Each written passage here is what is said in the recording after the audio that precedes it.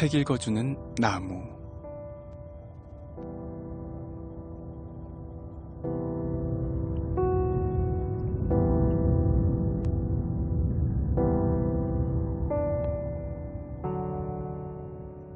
안녕하세요. BTN 불교 라디오 책 읽어주는 나무입니다. 오늘도 책을 열고 시작하네요.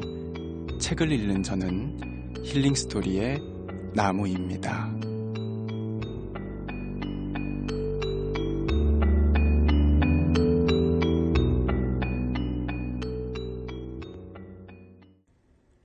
해인사곳은 보강대선사께서 쓰신 큰 스님의 마음 공부라는 책으로 여러분들과 함께 하고 있습니다.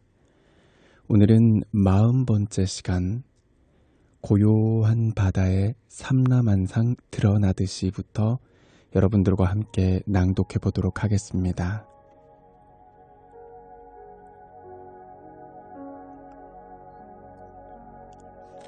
고요한 바다에 삼라만상 드러나듯이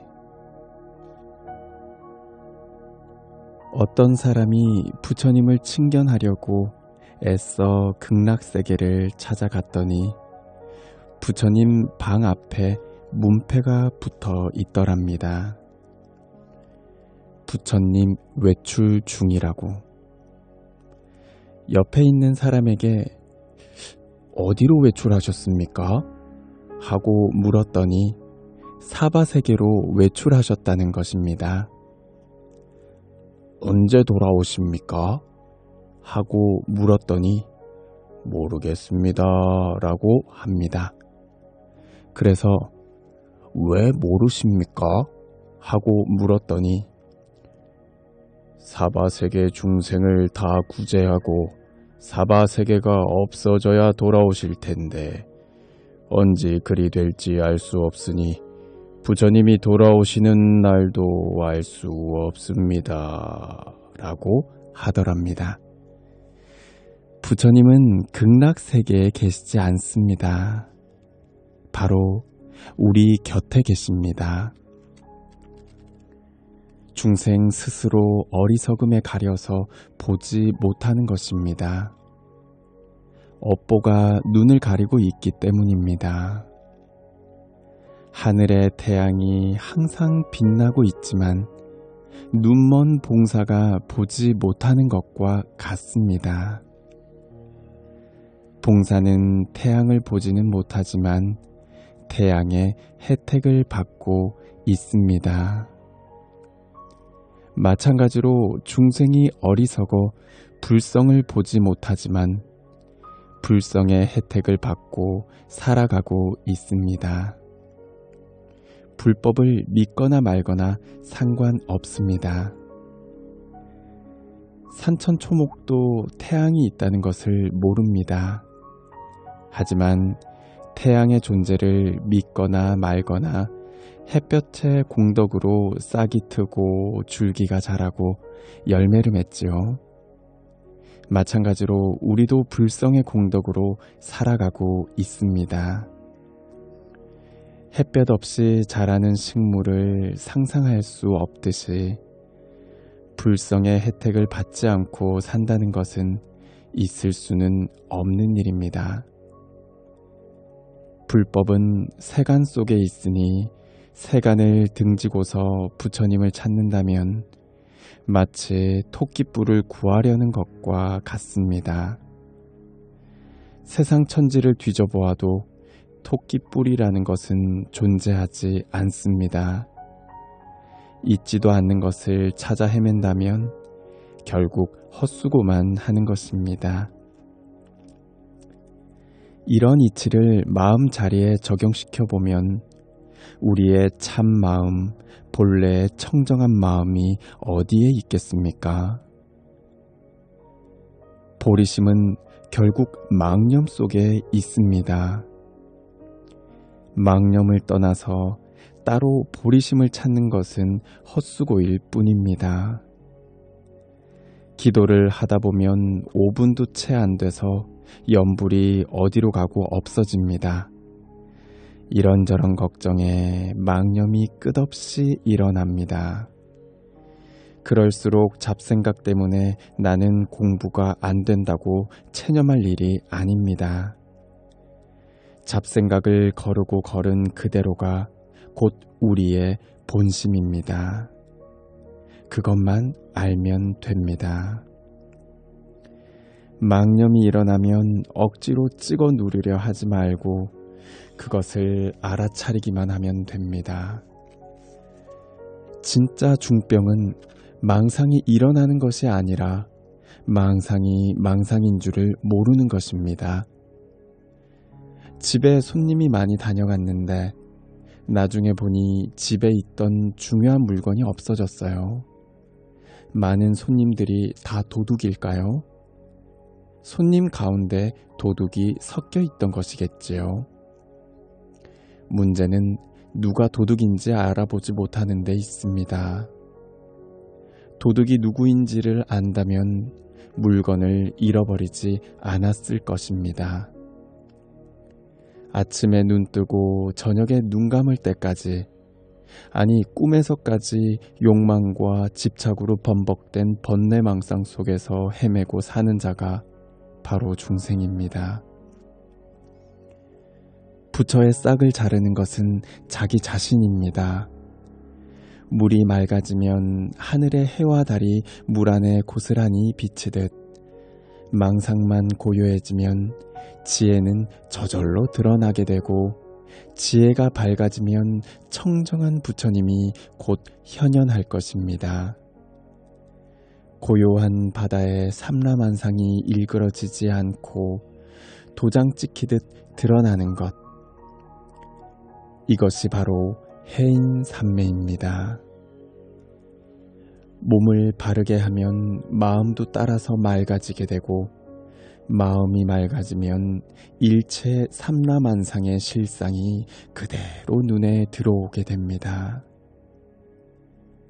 작은 그릇 속에 넓은 하늘이 투영되듯이 우리의 마음 속에 세상 모든 일들이 환하게 보이는 것입니다.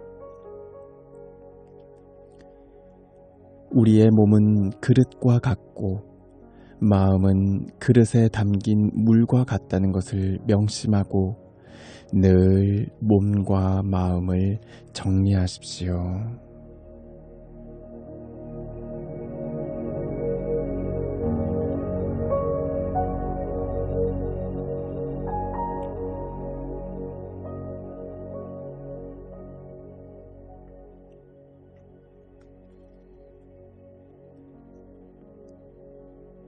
깨달음이 열리는 날, 생각과 말과 행동이 올바르게 되었으면 그것이 몸에 배도록 열심히 노력해야 합니다.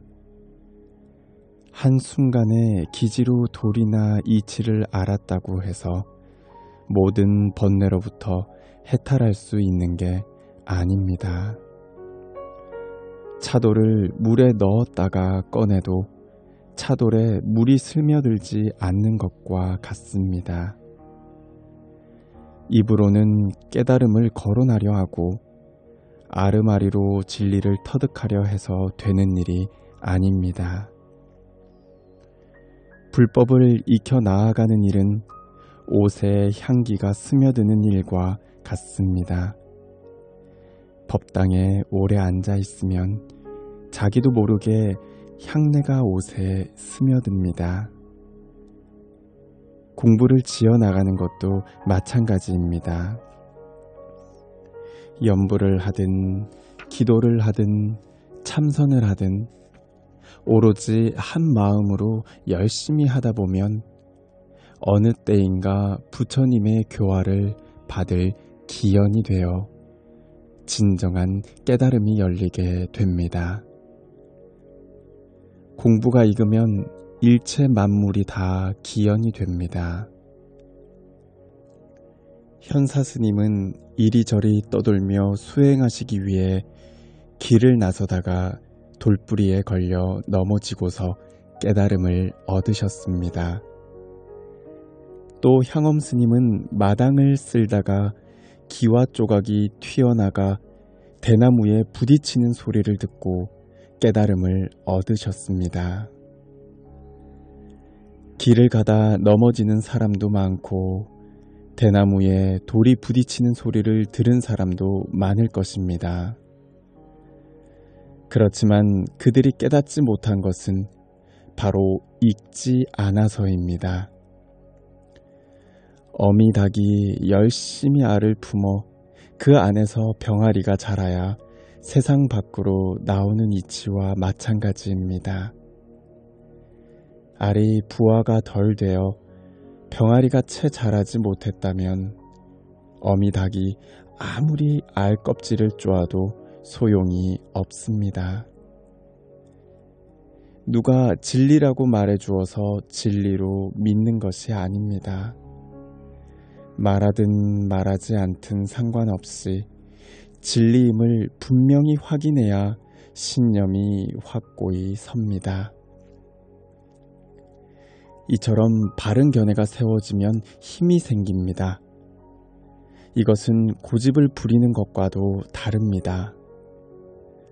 고집이란 바른 판단 없이 나에게 이익이 되는 일을 성취하기 위해 또는 불이익으로부터 자신을 방어하기 위해 하는 행동입니다.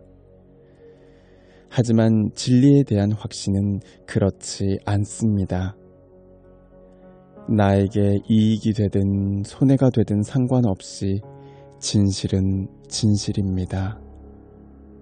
설령 그것이 불이익을 가져다 준다 해도 믿고 따라야겠다는 신념이 생기는 것이 바로 확신입니다. 확신이 서게 되면 먼저 자기 자신이 바로 서게 됩니다. 중심을 바로 잡고서 이의 득실이나 칭찬과 험담에 휘말리지 않게 됩니다. 내가 바로 서게 되면 곧 내 가정이 바로 서게 되고 결국 이웃과 사회가 바로 서게 됩니다. 진인사 대천명이라고 내 스스로 할 바를 다했다면 깨닫지 못하면 어떡하나 하고 근심할 필요가 없습니다. 불법을 만난 그 자체가 이미 그대로 구원과 해탈이 있는 성불의 길입니다.